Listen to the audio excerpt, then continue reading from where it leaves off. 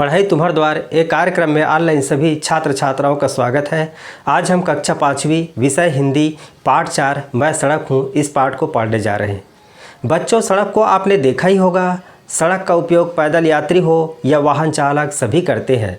सड़क हम सबका बोझ सहता है, लेकिन सड़क के रख रखाव की चिंता कोई नहीं करता। सड़क हमारी सामाजिक संपत्ति है। इनकी सुरक्षा और रख रखाव का दायित्व हम सबका कर्तव्य बनता है। इसके साथ ही यातायात नियमों का भी पालन करना हमारे लिए अत्यंत ज़रूरी है।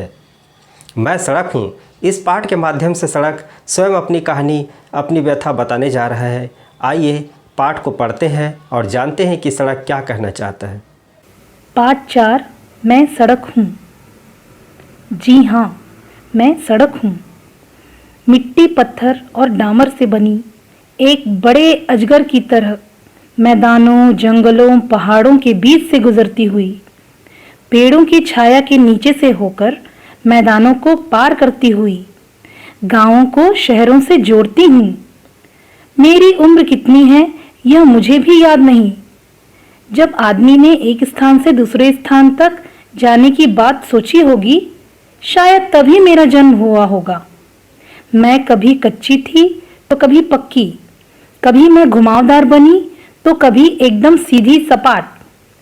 स्कूल, कॉलेज, अस्पताल, महल, झोंपड़ी, बाग बगीचे, हाट बाजार और भी न जाने कहां कहां मेरी पहुंच है। कहने का मतलब यह है कि मैं ही सबको मंजिल तक पहुंचाती हूं। वैसे मेरा रूप सुंदर नहीं है, एकदम काली कलूटी और लंबी। कभी कभी तो मुझ में छोटे बड़े गड्ढे बन जाते हैं, तब मेरा रूप और भी बिगड़ जाता है। यह मुझे बनाने वालों की लापरवाही का ही नतीजा है। मुझे अपनी इस बदसूरती पर उतना दुख नहीं होता जितना अपने ऊपर से चलने वालों की गलत आदतों पर होता है। कभी कभी तो ऐसी दुर्घटना हो जाती है कि लोगों की मौत तक हो जाती है। तब मुझे दुख होता है, क्योंकि मैं उनकी कोई मदद नहीं कर पाती। कभी कभी मेरे इन दुखदाई गड्ढों को भर दिया जाता है, किसी फटे हुए कपड़े में लगी थेगड़ी की तरह। यह मुझे तो अच्छा नहीं लगता, पर इससे चलने वालों को सुविधा हो जाती है। इसी से मुझे संतोष होता है। ओह, ये ढेर सारा कूड़ा करकट किसने फेंका मेरे ऊपर? कितना बिगाड़ दिया मेरा रूप। अरे अरे, मेरे ऊपर तो उस आदमी ने थूक ही दिया। देखो तो, केला खाकर छिलका भी मेरी छाती पर फेंक दिया। तमीज नहीं है लोगों में, मन चाहे जहां थूक देते हैं, हर कहीं छिलके फेंक देते हैं। इसका क्या परिणाम होगा सोचते ही नहीं।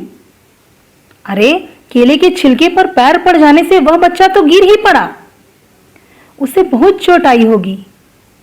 पता नहीं लोगों को कब अकल आएगी कि कूड़ा सड़क पर न फेंकें, कूड़ेदान में फेंके। इससे सफाई भी रहेगी और दुर्घटनाएं भी नहीं होंगी। त्योहारों, मेलों और शादियों में मेरी शोभा बढ़ जाती है। मेरे आसपास सफाई हो जाती है। दोनों किनारों पर रोशनी की जाती है। मेलों व उत्सवों के समय अनेक प्रकार की वस्तुओं से दुकानें सजाई जाती हैं। काफी चहल पहल होती है। सभी लोग खुश नजर आते हैं। मुझे खुशी होती है अपने नजदीक यह रौनक देखकर। वाह, बच्चे लाइन बनाकर कहाँ जा रहे हैं? अरे हाँ, 26 जनवरी आने वाली है ना, उन्हें परेड में भाग लेना होगा। उसी की तैयारी के लिए जा रहे होंगे। जब ये छोटे छोटे बच्चे साफ सुथरी पोशाक में कदम से कदम मिलाकर चलते हैं, तब मुझे बहुत अच्छा लगता है। ये बच्चे देश के नागरिक बनेंगे, मुझे इन्हीं से आशा है। मेरे बाजू में खड़े इन हरे भरे पेड़ों की छाया मुझे बहुत अच्छी लगती है। गर्मी के दिनों में पैदल चलने वालों को भी इसकी छाया में आराम मिलता है। आम, जामुन तो अपने फलों से लोगों को आनंद देते हैं। बच्चे तो इनकी ओर दौड़े चले आते हैं। खेलते कूदते, आपस में बांटकर फलों का स्वाद लेते इन बच्चों को देखकर मुझे कितनी खुशी होती है, क्या बताऊं। गांव के पास से होकर गुजरते समय मैं स्वयं उसकी सुंदरता का हिस्सा बन जाती हूँ। विभिन्न ऋतुओं में तरह तरह की फसलों से हरे भरे खेत बहुत ही सुंदर लगते हैं। गाय, भैंस और बैलों के झुंड जब मेरे ऊपर से गुजरते हैं तो मैं अपना दुख दर्द भूल जाती हूँ। मैंने सभी तरह के लोगों को उनकी मंजिल तक पहुँचाया है। कभी कुछ थके हारे धीमे कदमों की आहट मैंने सुनी है, तो कभी तेजी से चलते हुए उत्साहित कदमों की धमक। चाहे जो भी मेरे ऊपर से होकर गुजरे, मैं सबके दुख सुख में उनके साथ शामिल हो लेती हूँ। दुख और सुख तो जीवन में आते जाते रहते हैं, पर तुम्हें उसकी परवाह न करते हुए चलते रहना चाहिए। चरैवेति चलते रहो, यही हमारे शास्त्रों का संदेश है। अभी अभी मेरे ऊपर से होकर एक वाहन गुजरा है। क्या तुमने भी उसमें बजता हुआ गीत सुना? रुक जाना नहीं तू कहीं हार के, कांटों पे चल के मिलेंगे साए बहार के। अब बच्चों, पाठ पढ़ने के बाद पाठ में आए हुए कठिन शब्दों के शब्दार्थ की ओर आगे बढ़ते हैं। सीधी सपाट का तात्पर्य है सीधा समतल। डामर का तात्पर्य है कोल तार, जो काले रंग का चिपचिपा पदार्थ होता है। पेरेड का मतलब होता है कवायद। अनायास का मतलब होता है अपने आप या अचानक। मौत का मतलब होता है मृत्यु। दुखदाई का अर्थ होता है दुख या कष्ट देने वाली। मंजिल का अर्थ होता है लक्ष्य। शोभा का अर्थ होता है सुंदरता। दुर्घटना का अर्थ होता है बुरी घटना। जमाना का अर्थ होता है युग या काल। निर्दोष का मतलब होता है जिसका कोई दोष ना हो। घुमावदार का मतलब होता है जिसमें बार बार मोड़ आ जाए। इतिहास का मतलब होता है बरसों पुरानी घटनाओं का विवरण। अब बच्चों, हम पाठ के बोध प्रश्न की ओर आगे बढ़ते हैं। अब बच्चों, हम पाठ के अभ्यास प्रश्न की ओर आगे बढ़ते हैं। प्रश्न 1 है, सड़क बनाने के लिए कौन कौन सी सामग्री की आवश्यकता होती है? तो इसका उत्तर है सड़क बनाने के लिए मिट्टी, मुरम, गिट्टी और डामर की आवश्यकता होती है। प्रश्न दूसरा है, सड़क पर जगह जगह गड्ढे बनने से क्या होता है?